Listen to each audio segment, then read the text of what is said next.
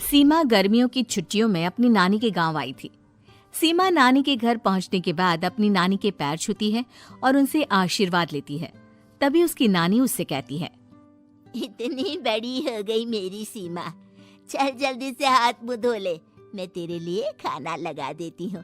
भूख लगी होगी ना? हाँ नानी, भूख तो लग रही है मुझे, आपके हाथ के बने हुए पीले दाल और चावल खाने की। कितना टाइम हो गया है मुझे आपके हाथ का बना हुआ दाल चावल खाए हुए। तू तो नौकरी में व्यस्त थी, तो तुझे कहाँ से टाइम मिलेगा अपनी नानी के लिए? और जब इतने टाइम बाद आई है तो ज्यादा टाइम के लिए रुक कर जाएगी तू। हाँ नानी, इस बार पूरे छुट्टियों में अपनी नानी के गांव आई थी। सीमा नानी के घर पहुंचने के बाद अपनी नानी के पैर छूती है और उनसे आशीर्वाद लेती है। तभी उसकी नानी उससे कहती है, इतनी बड़ी हो गई मेरी सीमा, चल जल्दी से हाथ मुंह धो ले, मैं तेरे लिए खाना लगा देती हूँ। भूख लगी होगी ना? हाँ नानी, भूख तो लग रही है मुझे, आपके हाथ के बने हुए पीले दाल और चावल खाने की। कितना टाइम हो गया है मुझे आपके हाथ का बना हुआ दाल चावल खाए हुए। तू तो नौकरी में व्यस्त थी, तो तुझे कहाँ से टाइम मिलेगा अपनी नानी के लिए? और जब इतने टाइम बाद आई है तो ज्यादा टाइम के लिए रुक कर जाएगी तू।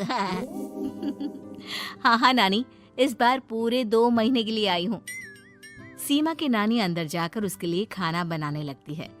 सीमा कमरे में अकेली होती है। तभी उसे किसी औरत के रोने की आवाज सुनाई देती है। वो कभी खिड़की से बाहर झांकती है तो कभी दरवाजे से बाहर झांकती है। उसे समझ में नहीं आ रहा होता है कि आखिर रो कौन रहा है। तभी नानी खाना लेकर आ जाती है। वो अपनी नानी से कहती है, नानी, कोई औरत रो रही है क्या? मैं जब से यहाँ आई हूँ तब से मुझे यहाँ किसी औरत की रोने की आवाज आ रही है। हे भगवान, कहीं ये वही तो नहीं? बोलो ना नानी। अरे कोई नहीं रो रहा, ये तेरे मन का वहम है। और तू ना अब खाना खा ले, ज्यादा यहाँ वहाँ की बातों में ध्यान मत दिया कर। जल्दी से खाना खा और फिर मेरे साथ आ जा मेरे कमरे में, दोनों बैठकर खूब सारी बातें करेंगे। ऐसे ही अगले दिन सीमा अपनी नानी के साथ गांव के बाजार जा रही होती है। उसी रास्ते में फिर से किसी औरत के रोने की आवाज आती है। वो अपनी नानी से कहती है, अरे नानी, क्या सच में तुम्हें अभी भी किसी औरत की रोने की आवाज नहीं सुनाई दे रही?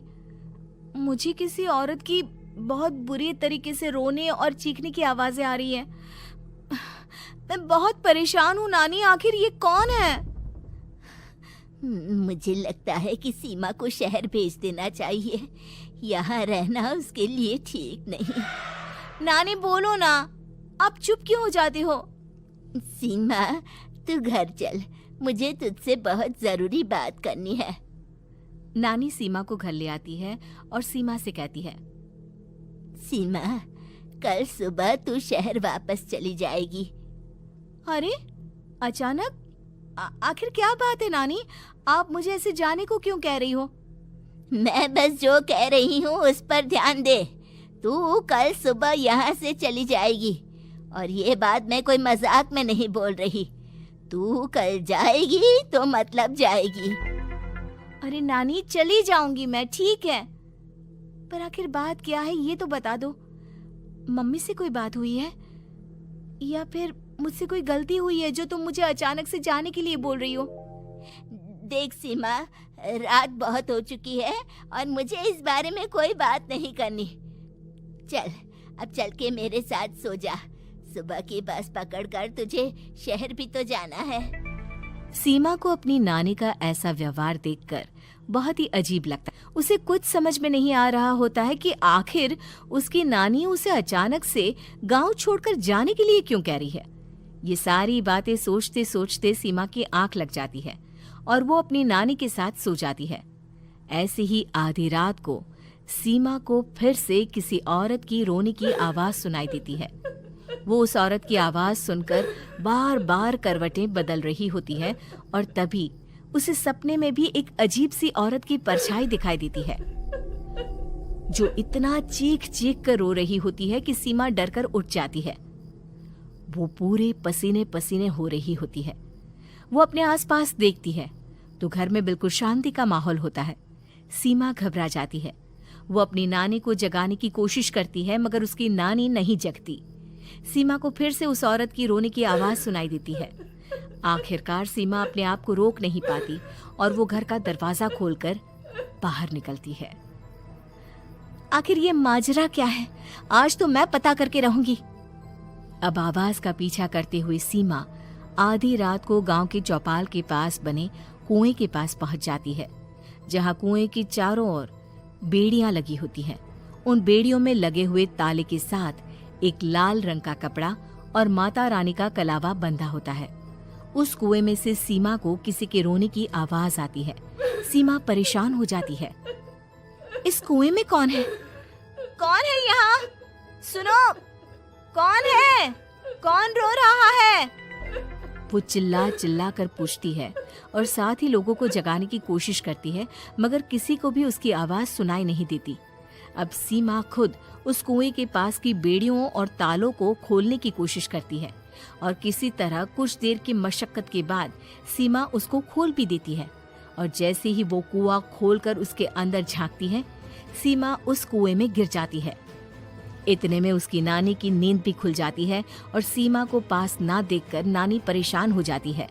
नानी घबराकर पूरे घर में उसे ढूंढने की कोशिश करती है, जिसके बाद उसकी नानी और सभी लोग उस खूनी कुएं के पास जाते हैं और सीमा की नानी कुएं के पास खड़ी होती है। सभी गांव वालों और सीमा की नानी को सीमा के चिल्लाने की आवाज आती है। बचाओ, कोई मुझे बचाओ। मेरी बच्ची, हम आ गए, हम तुझे बचा लेंगे। नानी, मुझे यहाँ बहुत डर लग रहा है। यहाँ इंसान की कटी हुई मुंडिया, हाथ, पैर और कंकाल है और खून भी है। नानी, मुझे डर लग रहा है। आप सब मेरी मदद कीजिए, नहीं तो ये खूनी कुआं मेरी बच्ची को भी खा जाएगा। अरे मुझे तो ये समझ में नहीं आ रहा कि आखिर इस खूनी कुएं को खोला किसने। सालों पहले इसको इतनी मुश्किलों के बाद तांत्रिक बाबा ने बंद किया था। अरे पूरा गांव खूनी कुएं के बारे में अच्छे से जानता है, तो कोई भी जानबूझकर तो ऐसा करेगा नहीं। मतलब किसी ने अनजाने में इसे खोल दिया है भैया। सीमा को इस बारे में मालूम नहीं था और जब से वो यहाँ आई थी तभी से उसे किसी औरत के रोने की आवाजें भी सुनाई दे रही थी। कहीं सीमा ने ही तो उसे नहीं खोला। अगर ऐसा है तो फिर सीमा का बचना बहुत मुश्किल है। वहीं कुएं के अंदर सीमा रोते हुए बैठी होती है कि उसे आवाज सुनाई देती है जो कुएं के बाहर खड़े गांव वालों में से किसी को सुनाई नहीं देता। आज सालों के बाद मुझे ताजा खून मिलेगा। तेरा खून पीकर आज मैं अपनी प्यास बुझाऊंगा।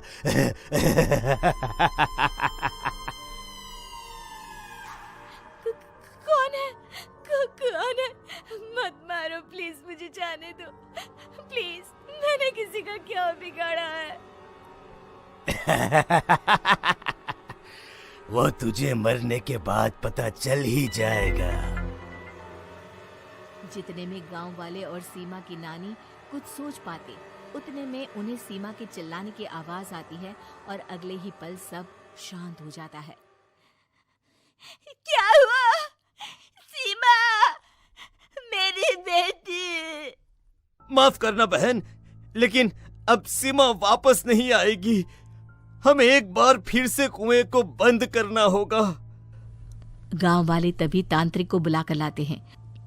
एक बार फिर अपनी शक्ति से तांत्रिक बाबा उस कुएं को हमेशा हमेशा के लिए बंद कर देते हैं और वहां एक बोर्ड लगा दिया जाता है कि यहाँ आना मना है।